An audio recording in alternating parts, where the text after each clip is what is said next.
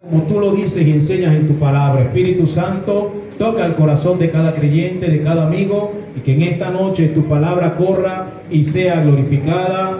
Amén, amén y amén. Gloria al Señor.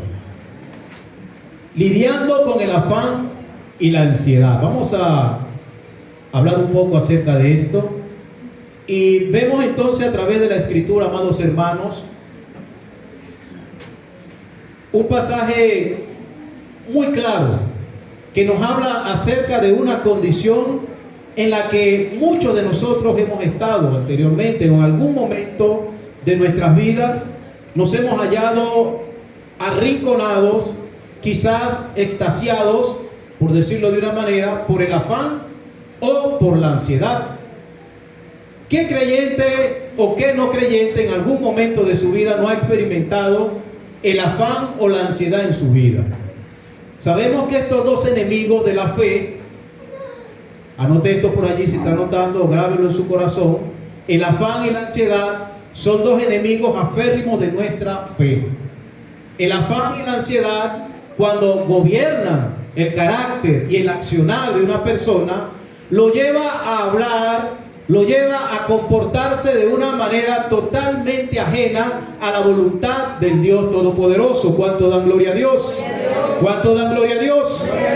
Cuando hablamos de afán, hablamos entonces de una preocupación excesiva y dañina que impide concentrarse y ser productivo. Repito, el afán es una preocupación excesiva y dañina que impide concentrarse y ser productivo.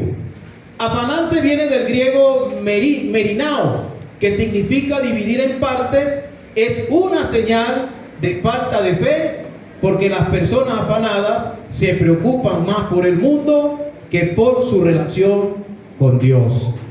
Jesús, hablando acerca de estas cosas y conociendo el corazón del hombre, quiso dar una enseñanza, o quiso dejarnos una enseñanza a través de la cual nosotros podamos ser edificados y podamos ser nosotros formados en esa área muy significativa en la vida del creyente o en la vida del ser humano, valga la redundancia. ¿Sabe por qué, amado hermano? Porque la falta de algún bien nos lleva automáticamente a afanarnos.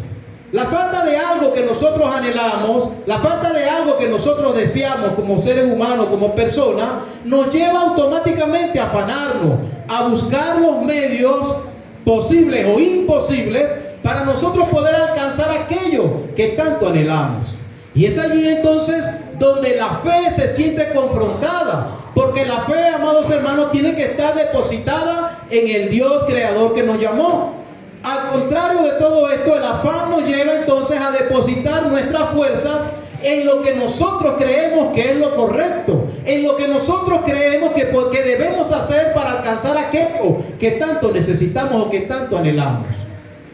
En estos tiempos más que nunca, últimos tiempos, como dice la Escritura, vemos cómo el afán es parte fundamental e importante de la vida del creyente, cosa que no debemos permitir. Los entendidos y creyentes en el Señor Jesucristo sabemos que nuestra confianza y nuestra fe debe estar depositada en aquel que nos llamó, aquel que nos ha dado promesas para que nosotros podamos caminar en ella y a través de ella nosotros poder alcanzar lo que Dios ha diseñado para cada uno de nosotros. ¿Cuánto dan gloria a Dios?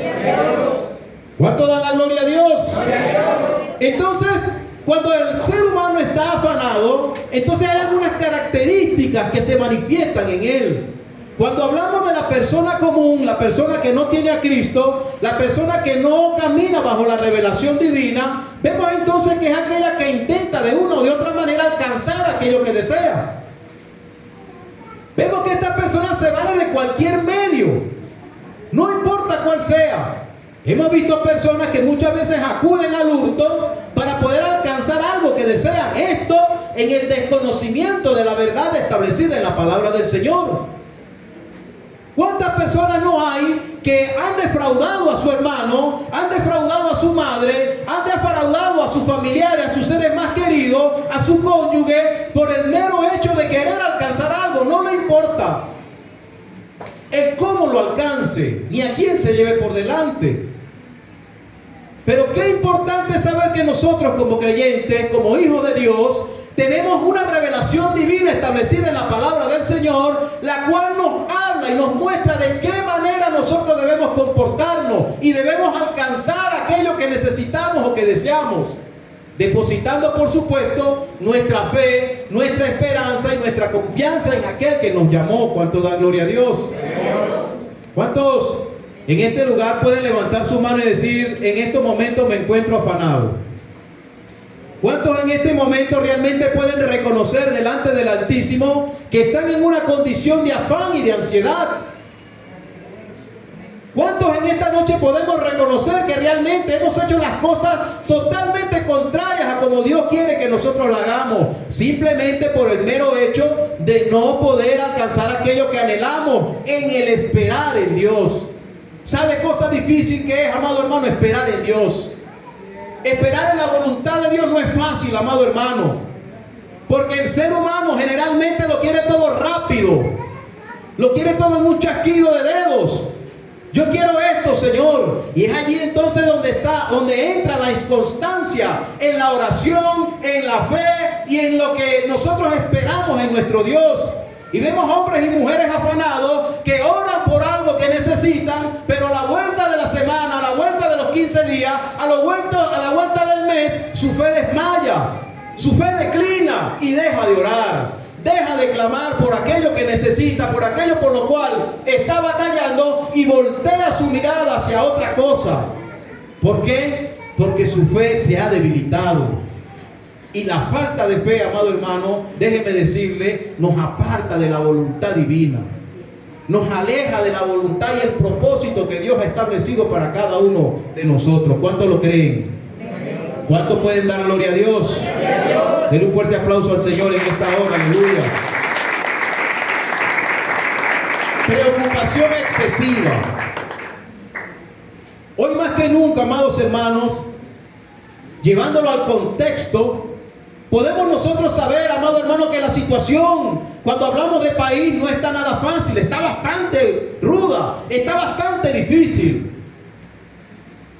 Pero ¿cuántos pueden decir que realmente confían en el Señor? ¿Cuántos realmente pueden decir que están esperando en el Señor?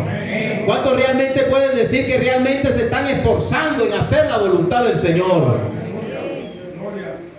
Por su fruto los conoceréis, dice la Escritura. Y el fruto que usted esté dando, amado hermano, y que yo esté dando en este tiempo, determinará entonces el tamaño de su fe. Determinará, amado hermano, el si usted realmente confía o no confía en el Señor. Porque una cosa es decir, hermana Dorca, yo confío en Dios. Una cosa es decir que yo tengo mi fe depositada en el Señor, que yo tengo mi esperanza depositada en el Señor, pero mis hechos dicen todo lo contrario, porque entonces dejo de hacer la voluntad de Dios, dejo de estar en los asuntos de mi Padre para ir a hacer entonces, buscar de la manera equivocada lo que yo quiero alcanzar. Y es allí donde el enemigo, amado hermano, se cuela.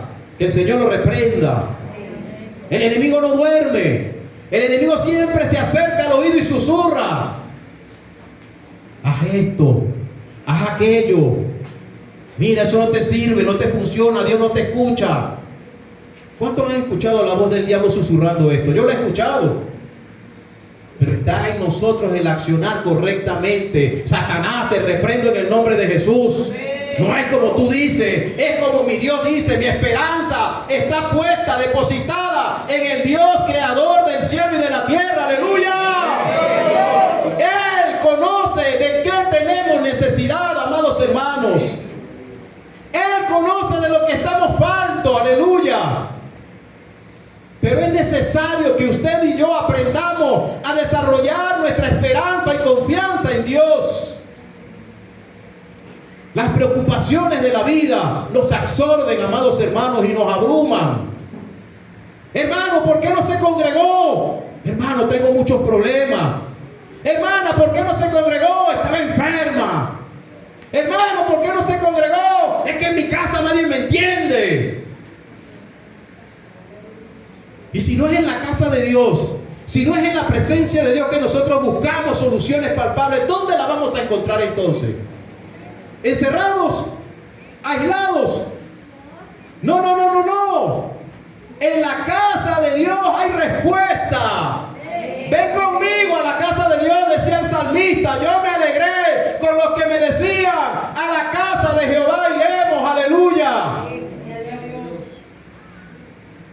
estoy muy cansado, estoy agotado, estoy agobiado. Amado hermano, hay promesas establecidas en la palabra de nuestro Dios. Y Dios quiere que nosotros las recordemos.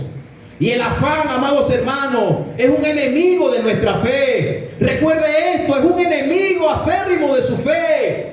El afán buscará desviarlo del propósito para el cual Dios lo ha llamado. Los fugaces, nos convertimos en fugaces muchas veces. Hoy estamos, mañana no. Pasado tampoco. No, amado hermano.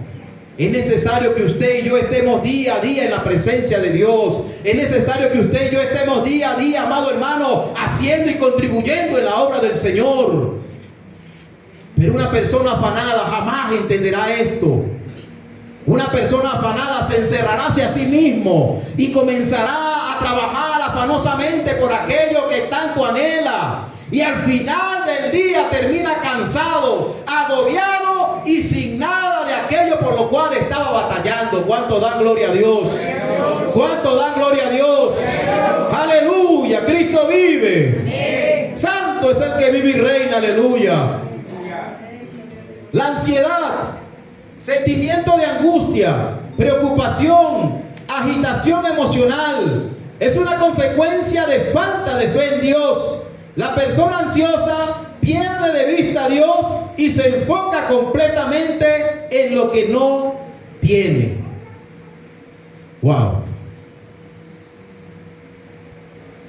Y para la palabra ansiedad también se utiliza la misma palabra del griego para el afán. Y esto entonces tiene que ver con esa falta de fe en la cual caemos, amados hermanos, por el simple hecho de apartar nuestra mirada de aquel que nos llamó. ¿Cuántos de los que están acá creen que Dios los llamó a sus caminos? ¿Cuántos? Levanten su mano, por favor. ¿Cuántos lo creen realmente? ¿Por qué te afanas entonces? ¿Por qué te afanas? Quizás usted me pueda decir en esta noche, hermano, pero es que usted no entiende el proceso por el cual yo estoy pasando. Usted no sabe lo que yo estoy experimentando. Usted no sabe lo que yo estoy viviendo. Usted no sabe la necesidad que hay en mi casa. Quizás no lo sé en el momento, pero también la he experimentado. Y he aprendido a confiar en Dios. He aprendido a depositar mi confianza y mi fe en el Señor. Y es lo que Dios está demandando de nosotros en estos tiempos, amados hermanos. Donde hay tanta carencia, donde hay tanta necesidad, es necesario desarrollar la fe. Es necesario creerle a Dios. Es necesario saber que no estamos solos. Pero necesitamos, amados hermanos, estar en la casa de Dios. Necesitamos estar inmersos, sumergidos en los asuntos que corresponden a nuestro Dios. ¿Sabe qué triste es, amado hermano, cuando muchas veces nosotros dejamos de hacer la voluntad de Dios por preocuparnos y enfocarnos en las cosas del mundo? Cosas de las cuales dice la Escritura que son pasajeras, que son momentáneas, que son efímeras, que pasan, amado hermano. Pero aquello que es eterno lo hacemos a un lado y no debe ser así. Lo eterno debemos atesorarlo y tenerlo presente en todo momento, amado hermano, porque fiel es aquel que nos llamó. Fiel es el que está con nosotros. Y Él nunca, jamás te ha abandonado. Que alguien me diga en este lugar que se ha sentido abandonado por Dios, que Dios lo dejó solo y abandonado en su proceso. Al contrario, amados hermanos, nos ha abrigado con amor, nos ha abrazado. Cuando hemos caído nos ha levantado, nos ha limpiado el sucio de nuestras vestiduras y nos dice: sigue adelante, hijo, sigue adelante, sigue adelante, no desmayes, no te sientas solo, yo estoy contigo. Son las promesas de Dios para con nosotros, hermanos, que muchas veces olvidamos. Somos tan olvidadizos a veces, amados hermanos. Y eso es lo que amado hermano, nos perjudica. que olvidamos, amado hermano, con facilidad lo que Dios ha dicho que hará con nosotros, lo que Dios ha dicho que va a hacer con nosotros. ¿Cuántos en esta noche confían en Dios? Amén. ¿Cuántos en esta noche realmente confían en Dios? Amén. ¿Sabe? Cuando hablamos de afán y de ansiedad, se nos viene a la mente inmediatamente Marta y María. Un relato allí que nos explica lo que tiene que ver con el afán y la ansiedad, sobre esa dedicación que muchas veces se le dedica a todo lo que nosotros creemos que es importante para nosotros. Y no con esto quiero decir, amado hermano, de que el que usted anhele o desee algo, crecer en algo, mejorar en algo, sea malo. No. ¿Sabe lo que está malo? Es que usted ponga a Dios en menos, ponga a Dios en segundo lugar, por afanarse a conseguir aquello que usted anhela y desea. Porque ¿de quién son los tiempos? ¿De quién es el poder? ¿De quién son nuestros caminos? Entonces, ¿por qué no confiar en Él? ¿Por qué no confiar en Él plenamente? No solamente decirlo de labios, sino realmente creerlo con el corazón, amados hermanos. Cristo, yo creo en ti. Yo creo en lo que tú has dicho que vas a hacer conmigo, que vas a hacer con mi esposa, que vas a hacer con mis hijos, que vas a hacer con mi esposo, que vas a hacer con mi negocio. Yo creo en eso, Señor. Pero mientras espero, ¿por qué no confiar en Él? ¿Por qué no decirle como dijo el apóstol, aumentanos la fe? ¿Por qué no decirle, Señor, soy débil, reconozco mi debilidad, necesito de tus fuerzas? Mientras espero, Señor, ayúdame, abrígame, fortaléceme, esfuérzame. ¿Por qué no decirlo? ¿Por qué empecinarnos en ir detrás de aquello que anhelamos con nuestras propias fuerzas y nuestros propios medios? Y muchas veces lo hacemos conscientemente, sabemos que estamos deshonrando la voluntad de Dios en nosotros al hacer esto o aquello, mas sin embargo nos volvemos tercos, y procuramos entonces perseverar en aquello que sabemos que no nos hace bien. Y dice la Escritura, amados hermanos, allí en Primera de Reyes, vamos a buscarlo. Quiero que en esta noche nos enfoquemos en dos personajes a través de los cuales vamos a ver lo que es la contraparte, lo que debería ser nuestro accionar en medio del afán y la ansiedad que muchas veces tocan nuestras puertas. El capítulo 17, vamos a leer, vamos a ubicarnos, versículo 8.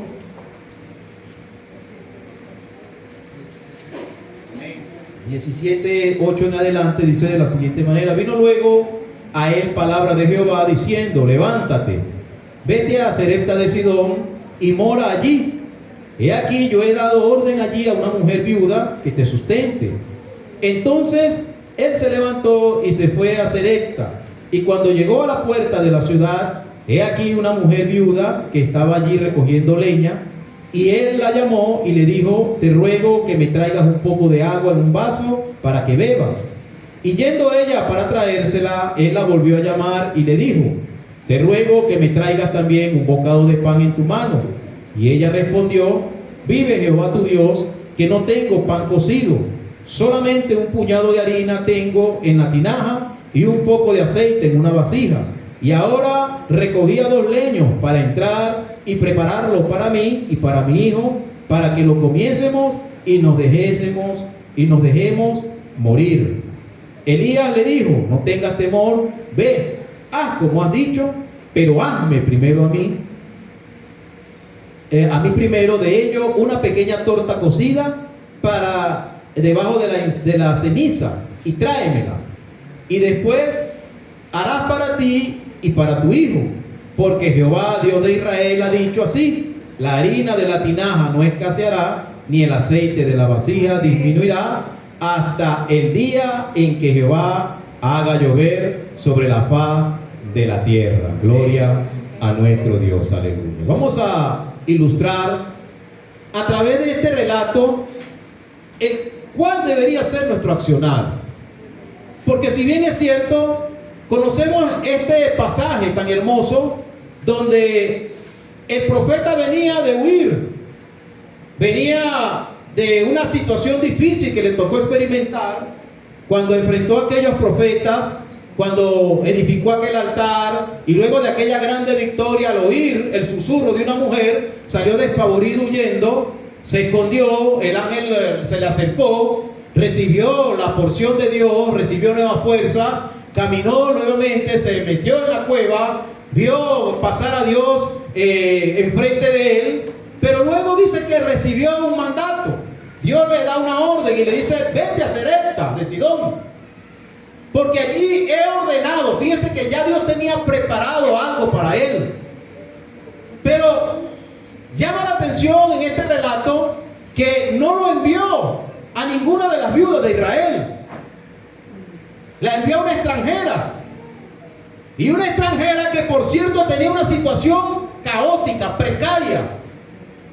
Porque en el relato que acabamos de leer, dice la escritura que cuando el profeta le dice a aquella mujer que le diese de beber y que le hiciese algo de comer, la mujer comienza a explicarle la condición en la que está viviendo.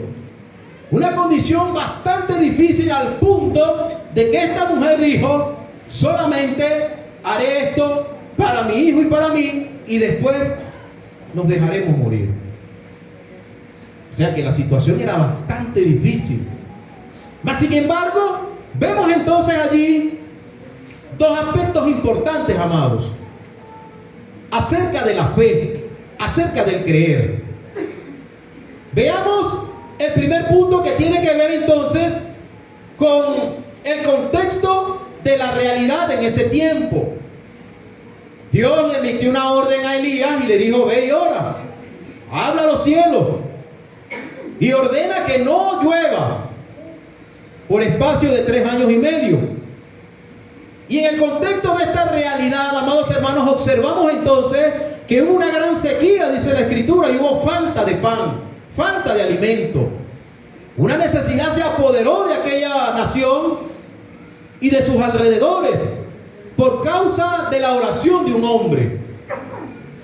Y la realidad del profeta que venía huyendo es que recibe una palabra de parte del Señor y le dice: ve a Sarepta de Sidón. Los estudiosos dicen entonces que esa parte, esa zona allí de Sarepta, fue golpeada duramente por la sequía. Ahora, el profeta pudo pensar para sí: oye, Señor, pero ¿me vas a enviar a ese lugar donde la sequía es peor, donde el hambre es peor? El profeta entonces se ve confrontado a creer o no creer, a obedecerle a Dios o no obedecerle a Dios. ¿Cuántas veces nosotros no nos hemos sentido en esa misma disyuntiva, amados hermanos, cuando hemos recibido una orden de parte de Dios y nos toca como que pensar: obedezco o no obedezco? Oye, esto que me está demandando el Señor está como que difícil. Yo como que no me siento capacitado para esto. Mas sin embargo, la realidad del profeta era, amados hermanos, que venía huyendo. Y ya él había experimentado la mano de Dios a su favor. Porque el ángel ciertamente se le había aparecido. Ya los cuervos habían ido al arroyo donde estaba a llevarle carne y pan. O sea, había experimentado la gloria de Dios. Y en ese experimentar de la gloria, cuando recibe aquel mandato, voy a parafrasear, el profeta quizás pensó para sí: oye, si Dios me dio alimento en aquella cueva, si Dios me dio alimento en el arroyo con los cuervos, y si Dios me está enviando a aquel lugar, ¿por qué no obedecer? ¿Sabe? La obediencia trae recompensa. Amén. Y el profeta decidió obedecer a Dios. Y cuando se acercó a aquella mujer también se vio confrontada en obedecer o no obedecer. Porque imagínense el panorama. Un puñado de harina, un puñadito de aceite. Ella no dijo que andaba recogiendo leña, dijo 2 leños. O sea que la leña también estaba escasa a lo mejor. A lo mejor también le tocaba subir para allá para el cerro. O le quedaba muy lejos. Pero lo cierto, amado hermano, es que la escasez era aguda en su casa. Y ahora se acerca aquel hombre y le dice: hazme primero a mí. Wow. ¿Qué haría usted, hermano? ¿Qué haría usted? Si a casa llegase y tocase a alguien y usted de repente tiene un puñadito de harina, oye, no me salen las 4 arepas los muchachos, salen 2 para compartirla, pero llegó fulanito a pedir. ¿Qué haría usted? ¿Qué haría yo?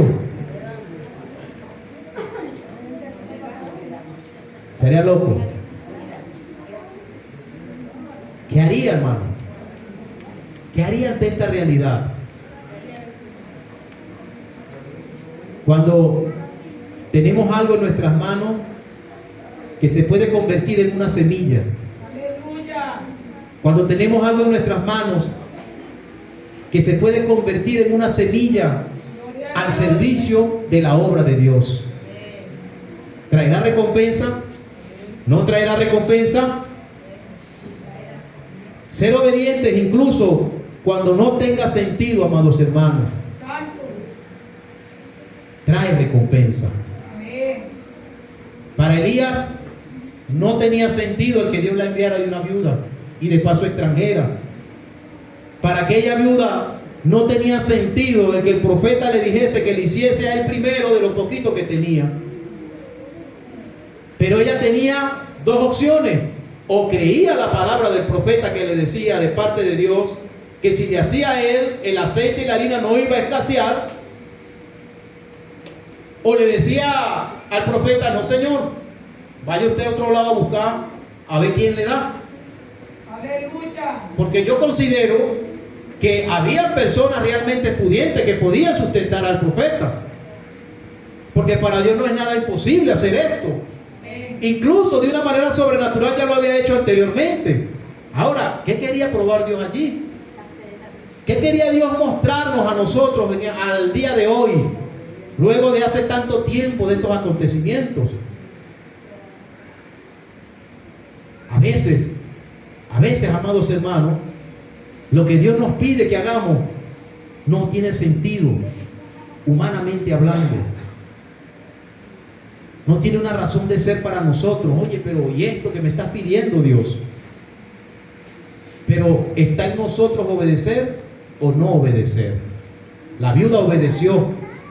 La viuda hizo caso a lo que el profeta le estaba diciendo.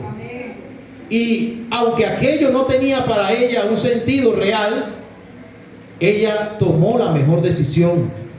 Y en estos 2 actos de obediencia, amados hermanos, Dios nos recuerda que debemos confiar en Él y que debemos obedecerle por sobre todas las cosas. Denle un fuerte aplauso al Señor por esto. Aleluya. ¿Cuánto dan gloria a Dios? ¿Cuánto dan la gloria a Dios? ¿Sabe? En esto podemos aprender 3 cosas importantes. Número 1, sé fiel con lo pequeño. Aunque lo que tengas en tu mano sea muy pequeñito, puede ser grande a los pies del Señor. Puede convertirse en algo inmenso en las manos del Señor. Gloria a Dios. Una pequeña semilla de aguacate, una matica, una pepita de aguacate, al tiempo se puede convertir en una gran cosecha de aguacate. Una semillita de auyama, al tiempo se puede convertir en una gran cosecha de auyama. No importa lo que tengas en tus manos, no lo niegues a la obra del Señor. Porque para dar no necesitamos abundancia. Recuerde esto, amado hermano. No necesitamos abundancia para darle a Dios. Porque Dios mira la intención del corazón. Dios no mira la abundancia. Lo decía Jesús. cuando hablaba en el templo y veía que aquellos llevaban la ofrenda y muchos daban de lo que les sobraba. Y cuando la viudita se acercó con la blanquita, lo que le quedaba, lo único que tenía, y lo dio de corazón, Dios se complació de aquella ofrenda y alabó a aquella mujer. ¿Cuántos dan gloria a Dios? Que tu ofrenda se convierta en una alabanza para Dios. Que tu ofrenda se convierta en algo, en olor fragante que llegue al trono de la gracia. No importa lo pequeñito que sea, amado hermano. Y si es grande, pues mucho mejor. Pero hazlo con amor. Hazlo con cariño. Aquella mujer quizás podría estar afanada. ¿Y qué le voy a dar a mi hijo? Se va a morir mi hijo. No tengo más nada que comer. Ya la mujer estaba rendida. Porque sus palabras fueron claras. Nos comemos esto y nos echamos a morir. No había esperanza en ella ya. Pero bendito sea nuestro Dios, que envió al profeta con la respuesta oportuna a la necesidad de aquella mujer. ¿Cuánto dan gloria a Dios? Aleluya. Den ese fuerte aplauso al Señor. Aleluya. Alabado sea nuestro Dios. ¿Sabe? Aquel puñadito de harina en la mano de aquella mujer y aquel puñadito de aceite se convirtió en una provisión continua, constante. Y voy a parafrasear con esto, la palabra no lo dice, pero quizás los vecinos inmediatos y los familiares de aquella mujer se beneficiaron. De repente a las 12 llegaban aquel grupo de personas a visitar porque sabían que allá había. Y llegaban a las 6 y llegaban a la hora de la merienda. Y no importaba la cantidad que sacara de aquella vasija, aquella provisión no se terminaba. Porque la palabra de Dios tenía que cumplirse. ¿Cuánto dan gloria a Dios? Así que, amado hermano, lo que tenga a tu mano a dar, darlo con alegría. Porque Dios se alegra en eso. Dios se glorifica en eso. Y Dios quiere que nosotros aprendamos, amados hermanos, a despojarnos sin preocupación, a despejarnos sin afán, a despojarnos, amados hermanos, sin estar con aquella pensadera que es lo único que tengo, que es que no tengo para dar. No, cambiemos esa mentalidad, que no doy porque no tengo nada malo de la casa. Probemos a Dios en esto y despojémonos, amados hermanos, y veremos la gloria de Dios así como la vio aquella viuda en el pueblo de Sarepta. ¿Cuánto dan gloria a Dios? Las personas que ayudan hoy pueden ayudarte mañana. Qué importante es el poder nosotros dar sin esperar nada a cambio. Aquella mujer tomó la decisión sabia de obedecer a la voz del profeta. Y cuenta la escritura más adelante que esta mujer, que ya estaba gozando y beneficiándose de la palabra del Señor a través del profeta, comiéndose sus 3 papas y hasta 4 papas diarias, al pasar el tiempo, dice entonces que su hijo murió. ¡Wow! Y la escritura nos enseña, amados hermanos, entonces, que aquella mujer que sirvió con aquello que tenía, con lo poco que tenía, fue al profeta y clamó a gran voz, a voz en cuello, con todo el dolor de su alma, porque su hijo había muerto. ¿Por qué has hecho esto? ¿Por qué has permitido, tu Dios, que esto suceda? ¿Saben? Y esto entonces permitió que este principio, amado hermano, de dar sin esperar nada a cambio, cobrase vigencia. Porque entonces la mujer entonces vio cómo Dios retribuía su obediencia. Porque el profeta, al escuchar el lamento de aquella mujer, clamó a Dios, oró por el niño y el niño revivió. ¿Cuánto dan gloria a Dios? Recibió un beneficio por su obediencia. Recibió un beneficio extra. ¿Cuánto dan gloria a Dios? Entonces, amados hermanos, aprendamos que aquellas personas que nosotros ayudamos a la vuelta del tiempo no sabemos si entonces ellos serán los instrumentos de Dios para ayudarnos a nosotros. Pero debemos aprender a desprendernos. ¿Cuánto dan gloria a Dios? El motivo de nuestra carencia es la poca fe. Porque Dios es fiel, se puede confiar en Él completamente para llevar a cabo sus compromisos que nos ha hecho en Cristo Jesús. ¿Cuánto dan gloria a Dios? Primera de Corintios capítulo 1 verso 9 dice: fiel es Dios, por el cual soy llamado a la participación de su Hijo Jesucristo, nuestro Señor. Primera de Corintios 10:13 dice: no os hayáis pasado por tentación alguna que no sea humana, pero fiel es Dios, que no os dejará ser tentado más de lo que podáis soportar, antes dará también juntamente con la tentación la salida, para que podáis aguantar. Segunda Corintios 1:18 dice: antes, como el Dios fiel sabe, nuestra palabra para con vosotros no es sí, no es no. O sea, no es inconstante. La palabra, amados hermanos, es viva y es eficaz. Gloria al Señor. Y cuando Dios ha prometido bendecirte, créelo, Dios te va a bendecir. Fuerte ese aplauso para nuestro Dios. Primera Tesalonicenses 5:24 dice: fiel es el que os ha llamado, el cual también lo hará. Gloria a Dios. Segunda Tesalonicenses 3:3 dice: pero fiel es el Señor, que confirmará y os guardará de todo mal. 5 versículos donde la palabra clave es: fiel es Dios. Fiel es Dios. Repita conmigo: fiel es Dios. Fiel es Dios. Póngase en pie, tenga la bondad.